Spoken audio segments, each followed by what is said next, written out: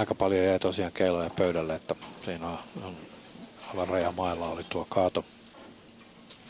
Tässä tilannetta molemmilla siis 2 peräkkäistä kaatoa ja peli. Jounilla nyt muutaman pisteen etu ja tietenkin sitten tuo kaadon tuoma etu, jos hän tähän tekee 3. kaadon triplan, kasvaa ero noin 10 pisteellä.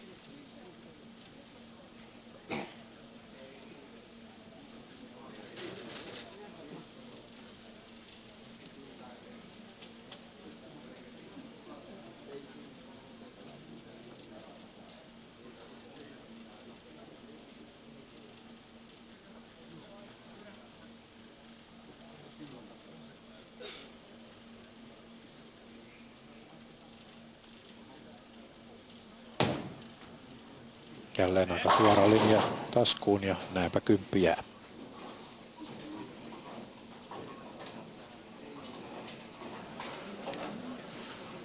Paikalla Jouni kuitenkin säilyttää pinnan johtoaseman. No, tuossa molemmilla kavereilla pallo mennyt hieman liian suoraviivaisesti, vähän liian pitkälti öljyn päällä. Eli ei ole saanut pallo ei ole hidastunut tarpeeksi, jolta kautta niin ei iskuvoima riitä 10 pudottamaan.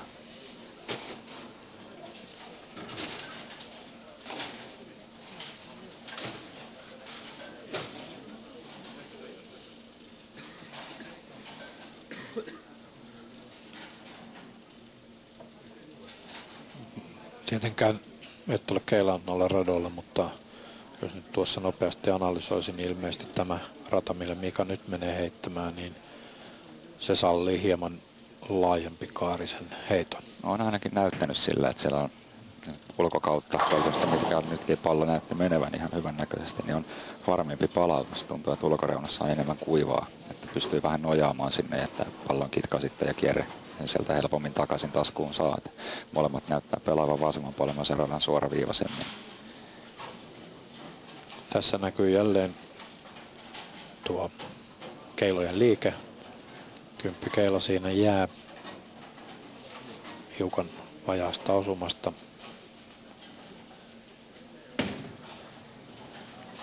Mika paikkaa sen kuitenkin jälleen varmasti. Tässähän nämä pelaajat ovat aika moisia paikkokoneita. Joo, ei nämä kaverit ei yhdestä keilasta ohi heittele. Se on varmaan molemmille tuikin harvinaista. Tuossa 8 joukossa kun pelattiin, niin Jouni oli siinä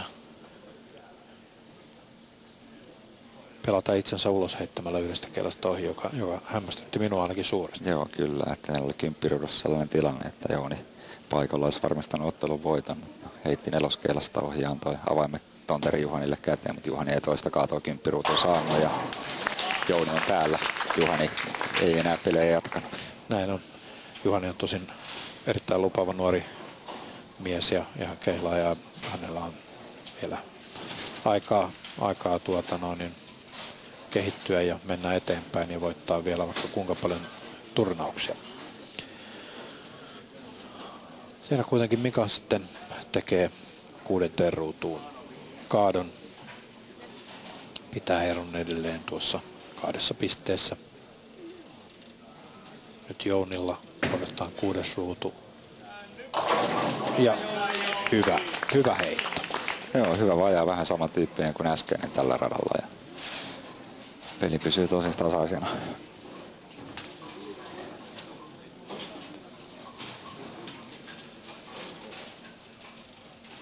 Näin, ei kovin vahva osuma tuohon viitoskeilaan. Just palla tavoitti 5, että sen verran, että nurin meni.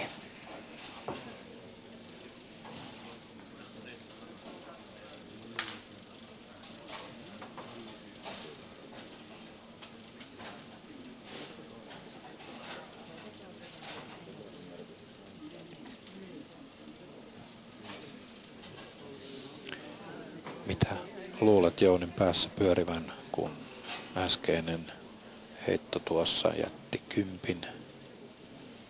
Mitä tulisi tehdä? Eiköhän Jounin ajatukset käynyt sen äskeisen heiton jälkeen jo, että nyt vaan suoritetaan mekaanisesti palloa taskuun. Eli todennäköisesti Jouni joko ajattelee, että varmemmin käyttää siellä ulkona kuivalla alueella radasta palloa, että saa sitä kautta palloa hidastumaan ja menemään oikealta vauhtia keiloihin. Tai sitten toinen vaihtoehto on, että jos ei halua paikkaa tai muuta vaihtaa, niin hiljentää hieman heittoa.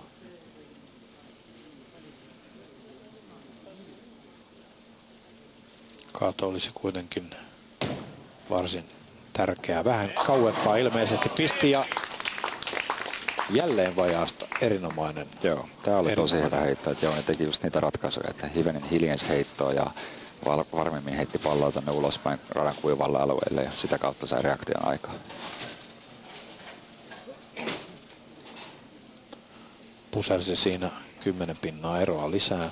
Tosin myös Mikala on Kaato alla, joten hän voi välittömästi kuitata tuon Jounin tuplan omallaan.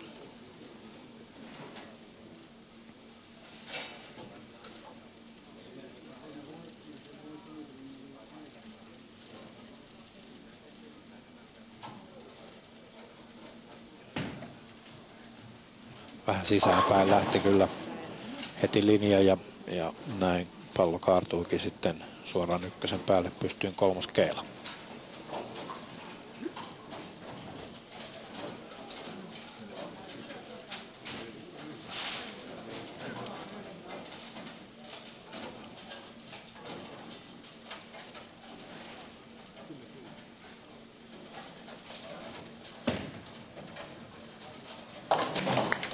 Paikko kuitenkin.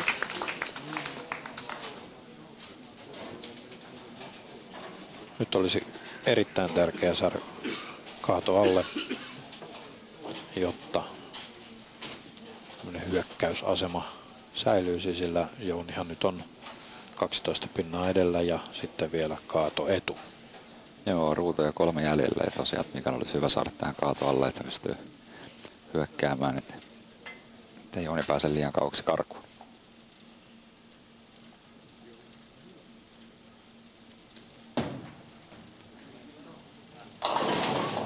Mutta vajaa osuma.